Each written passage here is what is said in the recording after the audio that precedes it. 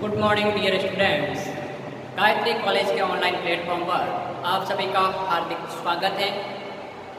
आज के क्लास में हम डिस्कस करेंगे बीएससी बीएड सेकेंड ईयर और बीएससी सेकेंड ईयर मैथमेटिक्स के फर्स्ट पेपर न्यूमेरिकल एनालिसिस के topic solutions of algebraic and transcendental equation के सॉल्व करने के जो अपन मेथड्स की बात कर रहे थे, उनमें से अपन ने रेगुलर फाल्सी मेथड को डिस्कस किया था और उन्हीं की कन्वर्जेंस कंडीशन के बाद में आज अपन डिस्कस करेंगे। तो देखिए, रेगुलर फाल्सी जो मेथड था उसकी रेट ऑफ कन्वर्जेंस क्या होती है, अभिसरण की दर कितनी होती है, उसको लेकर अपन बात करेंगे। देखिए, इसका एक डेरिवेशन है और ये यूनिवर्सिटी में हर 2 इयर्स को लेफ्ट करके एक बार क्वेश्चन जरूर पूछा जाता है इसका डेरिवेशन को लेकर 10 नंबर में। इसलिए एग्जाम पॉइंट ऑफ व्यू की दृष्टि से बड़ा इंपॉर्टेंट है। ध्यान रखकर देखना, अपन एक एक कंसेप्ट को क्लियर करते हुए इसकी बात करें।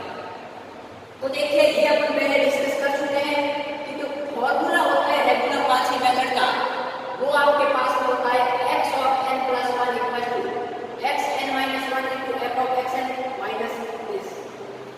अब इससे ये तो मैंने पहले डिस्कस किया था, लेकिन यदि किसी स्टूडेंट के डाउट हो कि सर आपने इससे ये कैसे लिखा, बेटा कुछ भी नहीं करना है। इस फॉर्मूले के अंतर्गत मुझे xn f of xn add कर देना है और सब्ट्रैक्ट कर देना है। ये टर्म घटा देनी और जोड़ देनी है।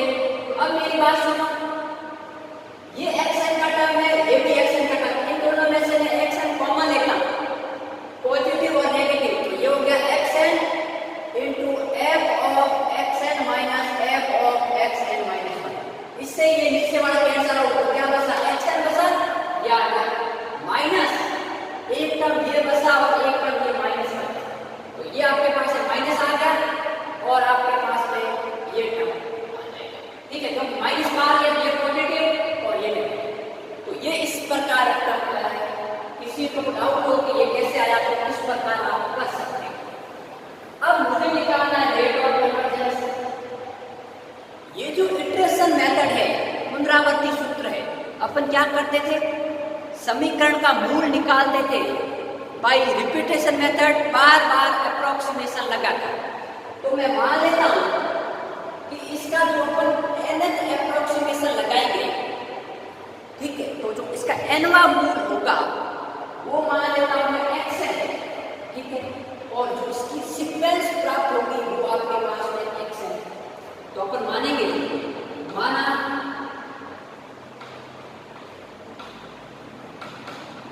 पुनरावृत्ति सूत्र से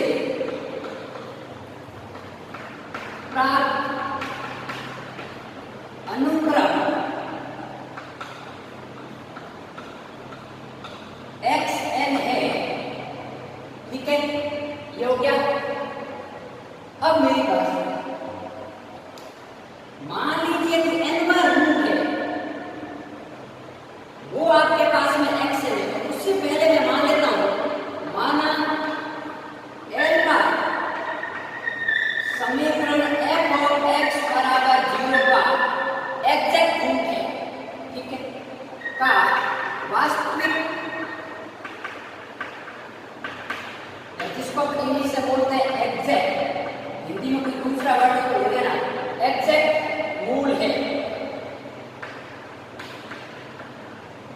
ठीक बात, इसका मतलब क्या हो गया कि f of alpha है वो आपके पास में 0 होगा, क्योंकि कोई भी समीकरण होता है और उसके रूट का मतलब क्या है कि वो रूट उस इक्वेशन के अंतर्गत रहने पर वो उसको सेटिस्फाई करे। यदि समीकरण f of x बराबर 0 का मूल alpha है, f of alpha बराबर 0 होगा, इसको मैं समीकरण नंबर 2 दे देता हूं। अब ध्यान देखिए, ये जो ये फॉर्मूला है, इसमें जो मैं मान लेता हूं कि मैंने nth अप्रोक्सीमेशन लगाया, तो nth रूट है वो कौन सा है, xn है। अब xn nवां मूल है, तो वो एग्जैक्ट तो पहुंचे नहीं अपन, क्योंकि बार बार अप्रोक्सीमेशन लगाने पर अपन वास्तविक मान तक पहुंचते हैं। तो मान लीजिए वो जो आपके पास उसका शुद्ध मान है या वास्तविक मान है, एग्जैक्ट रूट है, वो n का है और उसमें कुछ एरर तो होगी। जब n वां मूल निकालेंगे, n+1 का मूल निकालेंगे, n-1 का मूल निकालेंगे, ठीक है। क्योंकि अपन जब पहला मूल निकालेंगे उससे दूसरा निकालेंगे थोड़ा एक्यूरेट आता है, फिर तीसरे की तरफ बढ़ते हैं तो फिर एक्यूरेट आता है। तो मान लीजिए n का मूल है, वो आपके पास में ये आ गया एप्सिलॉन। इसी प्रकार n+1 का मूल क्या होगा, अल्फा प्लस एप्सिलॉन n+1। मतलब जो एग्जैक्ट रूट है उसमें कुछ एरर होगी और ये एरर को रिप्रेजेंट कर रहा है, और xn-1 होगा वो अल्फा प्लस एप्सिलॉन n-1। जहां लिख लेता हूं, जहां एप्सिलॉन n समीकरण का n-वां मूल प्राप्त करते समय एरर है या त्रुटि है। अरे भाई ऐसा समझो कि अपना मूल है वो वास्तविक मूल है आपको 2 3, ठीक है 1। अब अपना एप्रोक्सीमेट रूट क्या है, मान लीजिए n मान लिया तो 0.00230, ठीक है। अब मैं एरर इसमें क्या ऐड कर सकता हूँ, 0.00001। तो ये एरर आ गई और ये n-वां रूट है, ठीक है। अब इसमें ये तो आपके पास में xn की वैल्यू है और ये किसकी वैल्यू को रिप्रेजेंट करेगा, अल्फा की वैल्यू। ये n-वां मूल आया तो अपना एग्जैक्ट रूट ये है, इसमें एरर कितनी आई, ये आ गई एरर। तो इस प्रकार मैंने लिखा है। अब देखिए अपन आगे किस प्रकार बढ़ते हैं, ये तो अपन ने बात की। अब मैं ये एरर है इसको इसकी सहायता से इसकी अभिसरण की दर निकालूंगा। इसमें मैं प्रूव करता हूँ, देखिए आप यहाँ ध्यान सुनिए, xn+1 की क्या वैल्यू है, alpha plus epsilon of n+1 equals to xn alpha plus epsilon minus xn, ये हो गया आपके पास में alpha plus epsilon minus alpha minus epsilon n-1 into f of alpha plus epsilon n, xn की वैल्यू है, अपन f ऑफ xn क्या होगा, f of alpha plus epsilon n minus f of alpha plus epsilon n-1। अब alpha से alpha cancel out, इस alpha से ये अल्फा कैंसिल आउट, अपना टर्म क्या बचा, ये मैं इधर लिखता हूँ, epsilon n+1 equals to epsilon n। इधर है क्या आपके पास में epsilon n minus epsilon n-1 into f of alpha plus epsilon n upon f of alpha plus epsilon n minus f of alpha plus epsilon n-1, ठीक है।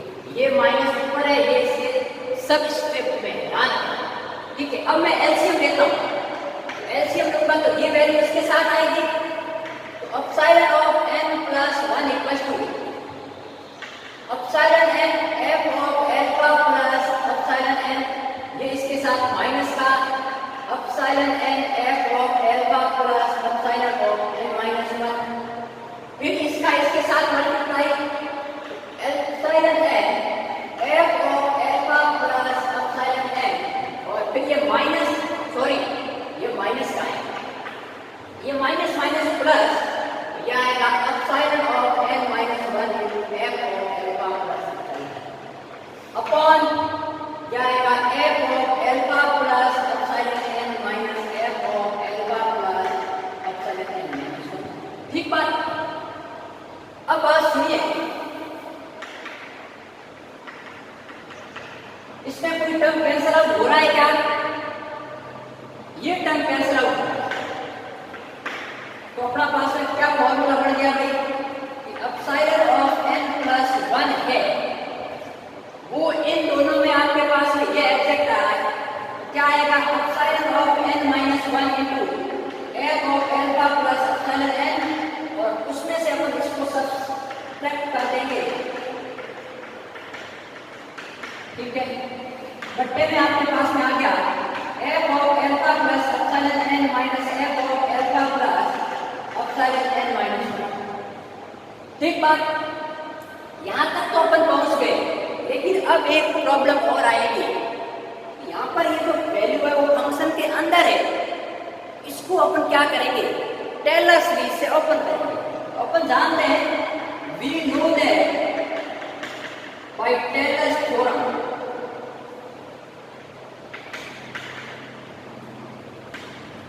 क्या जानते हैं कि जो f of x plus h होता है उसका यदि अपन एक्सपांशन करें टेलर सीरीज से, या टेलर सीरीज कह सकते हो आप,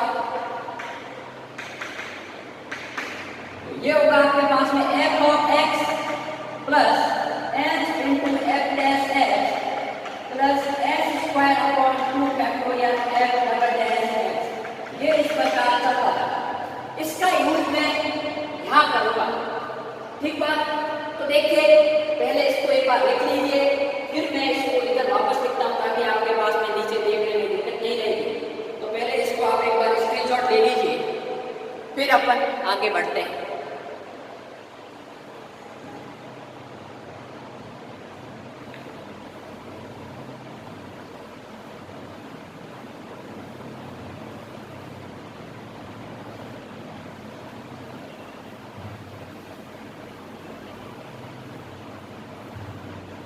ऊपर से एक लाइन हटा देता हूं ताकि अपना सीधा काम हो जाएगा।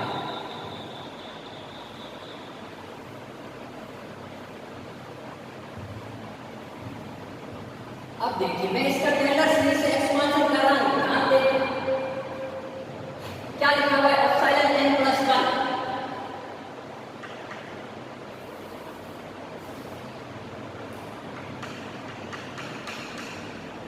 एप्सिलॉन एन माइनस 1 को एज इट इज रहने देंगे। इसका टेलर सीरीज से एक्सपांशन करें, x की जगह अल्फा है और एप्सिलॉन एन s की जगह, तो क्या आएगा f of alpha plus epsilon n f dash alpha plus epsilon N square upon 2 factorial f double dash alpha. ये हो गया, ठीक बात। माइनस का epsilon n into f of alpha plus epsilon N minus 1 into f dash alpha plus epsilon N minus 1 का whole square upon 2 factorial f double dash alpha. ठीक बात, इसी प्रकार न्यूमरेटर में भी हम करेंगे। इसका ये होगा आपके पास में f of alpha plus epsilon n f dash alpha plus epsilon N square upon 2 factorial f double dash alpha.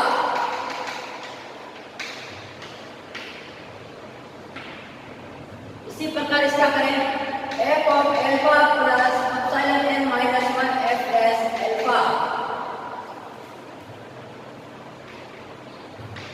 Plus epsilon N minus 1 का whole square upon 2 factorial f double dash alpha. अब देखिए आगे बढ़ते हैं। तो मुझे एक बात बताइए, मैंने कहा था कि अल्फा है समीकरण का एग्जैक्ट रूट है, f ऑफ अल्फा 0 था, तो उस केस में ये वैल्यू 0 हो गई, ये वैल्यू आपके पास में 0 हो गई, ये भी 0, ये भी 0 और ये भी 0। ठीक है, अब देखिए क्या वैल्यू बचती है। यहां पर आपके पास में वैल्यू बच रही है epsilon N minus 1 into epsilon n f dash alpha plus epsilon N minus 1 into epsilon n का whole square upon 2 factorial f double dash alpha minus का इधर ये कैंसिल आउट, ये रहा epsilon N minus 1 into f dash alpha. और अब मेरी बात सुनिए, इसका इसके साथ मल्टीप्लाई होगा, एप्सिलॉन एन माइनस 1 का whole square upon 2 factorial F double dash alpha. ठीक है, अब मैं इसको नीचे वाले को साफ कर देता हूँ ताकि अपना काम थोड़ा और आसान हो जाए। अब देखिए नीचे वाले को हम किस प्रकार लिखेंगे, ये 0, ये epsilon N F dash alpha plus epsilon N square upon 2 factorial F double dash alpha minus, यहाँ ये हो गया epsilon N minus 1 F dash alpha plus epsilon N minus 1 का whole square upon 2 factorial F double dash. ठीक बात, अब मेरी बात सुनिए, ये नेगेटिव का क्योंकि इसमें नेगेटिव है तो ये टर्म आपके पास में कैंसिल आउट। तो अब मैं क्या करूंगा, एप्सिलॉन क्या है, मैंने कहा था कि समीकरण का n वां रूट प्राप्त करते समय त्रुटि एप्सिलॉन n है और n माइनस 1 वां रूट प्राप्त करते समय त्रुटि ये है और n प्लस 1 में ये है। तो त्रुटि क्या होगी भाई, एरर तो बहुत ही स्मॉल क्वांटिटी होती है, बहुत ही स्मॉल क्वांटिटी। तो यदि मैं उसका स्क्वायर करूंगा तो वो तो और बहुत छोटी हो जाएगी। ठीक है, मैं यहाँ लिखूंगा since epsilon n is very very small. ठीक है, लगभग 0 है क्योंकि मैंने कहा 0.000 समथिंग एरर आती है और उसका मैं स्क्वायर करूंगा तो वो तो लगभग 0 हो जाएगा। Therefore, we can neglect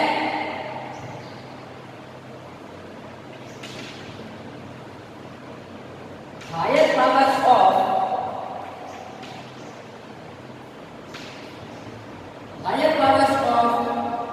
epsilon n। ठीक है, तो एप्सिलॉन n के मैं हायर पावर को कैंसिल कर देता हूँ, इसमें तो भाई एक ही पावर बची, एक टर्म तो रखना पड़ेगा। तो मैं ऊपर क्या टर्म आएगा, epsilon n plus 1 equals to ये, इन दोनों में कॉमन क्या है, ये कॉमन आ रहा है एप्सिलॉन n माइनस 1 इनटू यहाँ बच रहा है आपके पास में एप्सिलॉन n माइनस, उधर बच रहा है epsilon n minus 1 into F double dash alpha upon 2 factorial. और नीचे अपन इसको नेगलेक्ट कर देंगे क्योंकि बहुत स्मॉल क्वांटिटी है, एक ही टर्म लेंगे। यहाँ हो गया epsilon n F dash alpha minus epsilon n minus 1 F dash alpha. अब दोनों में से एफ डैश एल्फा कॉमन आ रहा है तो मैं बाहर निकाल देता हूँ। तो यहाँ पर अपने पास में टर्म आ गया epsilon n minus 1 into F dash alpha.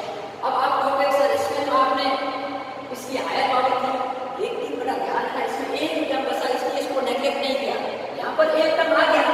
तो यदि आपके पास में जो क्वांटिटी है उसमें मैं 0.0000 ऐड करता हूँ तो कोई फर्क नहीं पड़ता। ठीक है, अब मैं क्या करता हूँ, ये कैंसिल आउट, इसका आपके पास में टर्म आ गया epsilon n minus 1 F double dash alpha upon 2 times F dash. ठीक है, अब मैं इसको एक नया टर्म देता हूँ, वो इस प्रकार है epsilon n plus 1 equals to p into epsilon n minus 1 into epsilon n।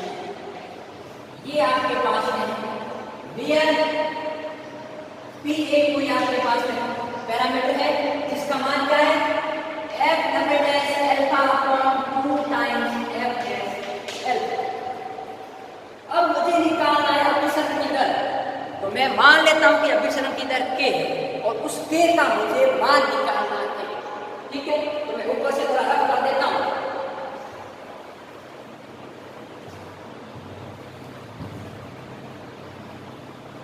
और डेरिवेशन बड़ा है इसलिए थोड़ा धैर्य रखना है। एग्जाम में कई बार पूछा गया, इसमें एग्जाम पॉइंट ऑफ व्यू से बड़ा इम्पोर्टेंट है और ध्यान रखकर आपको सॉल्व करना है। अब बात सुनिए, मैंने ये कह दिया, मैं मान लेता हूं दैट के बी द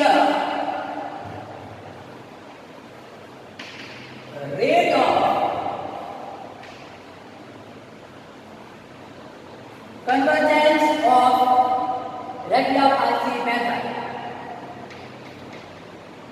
ठीक है, then epsilon n plus 1 equals to, मैं ऐसा के लेता हूं कि c into epsilon n की पावर k हो जाए, जहां c कोई आपके पास में कांस्टेंट। यदि मैं इसी फॉर्म को epsilon n के लिए लागू करता हूं तो क्या वैल्यू आएगी देखिए, और मैं क्या लिख सकता हूं कि जो epsilon n होगा वो c into epsilon n minus 1 की पावर k होगा। अब देखिए मैं c को इसके नीचे लाऊंगा, एक तो वैल्यू ये हो गई, इसको शायद अपन समीकरण 3 कह देते हैं, इसको 4 कहते हैं। अब मैं इसमें से epsilon n minus 1 की वैल्यू निकालूंगा तो क्या वैल्यू आएगी, epsilon n minus 1 बराबर c इधर जाएगा, आपके पास में क्या आएगा 1 upon c into epsilon n की पावर 1 upon k। अरे भाई इसकी पावर k हटाएंगे, इसमें 1 upon k आएगा, ठीक है। या फिर अपन इसको ऐसा लिख सकते हैं epsilon n minus 1 बराबर c की पावर minus 1 upon k और epsilon की पावर 1 upon k। इसको मैं समीकरण 5 लिखता हूं, तो इसका मान मैं इस समीकरण रखता हूं ताकि अपने k की वैल्यू आ जाए, ठीक है। तो पुटिंग द वैल्यू ऑफ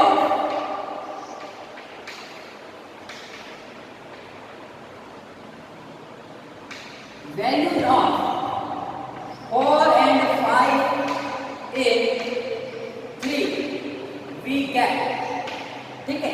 तो गेट क्या करेंगे देखिए, epsilon n plus 1 क्या है c into epsilon n की पावर k बराबर p है, तो p को ऐसे ही रखेंगे, c की पावर क्या है epsilon n minus 1, epsilon n minus 1 की वैल्यू है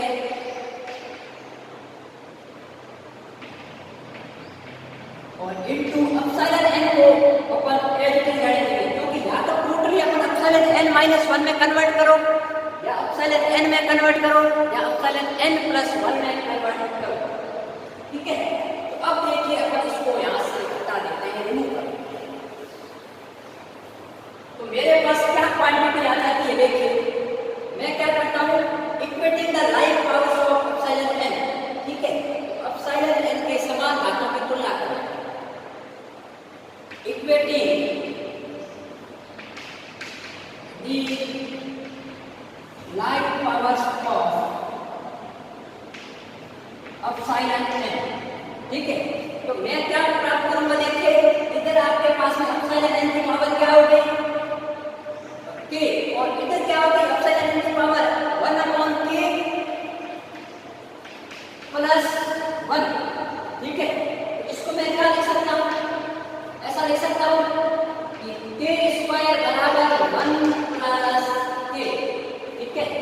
और इसी को अपन लिखेंगे, इसको मैं इधर लेके आऊंगा तो ये आपके पास है y क्वाड्रेटिक इक्वेशन बन गई k square minus k minus 1 बराबर 0। इसका मैं मूल निकालूंगा तो अपने पास में क्या आएगा, k बराबर 1 plus minus square root of 1 plus 4 upon 2, ठीक है। मैं ऑन टेकिंग पॉजिटिव साइन, मैं ओनली फॉर धनात्मक चिन्ह ले रहा हूं, ऋणात्मक लेंगे तो भी अभिसरण किधर आएगी, अपन धनात्मक ले रहे हैं। On taking positive sign we obtain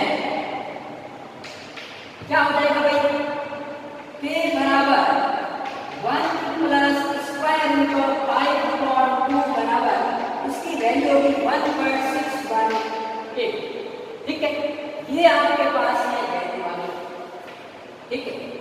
तो therefore अपन ने जो अभी इक्वेशन की थी, therefore और implies that कि जो आपके पास में epsilon n plus 1 होगा वो c into epsilon n की पावर 1.618, ठीक है। अब मेरी बात सुनो, ये तो दबा है, तो अपन क्या लिखेंगे, therefore rate of convergence of regular Palsy method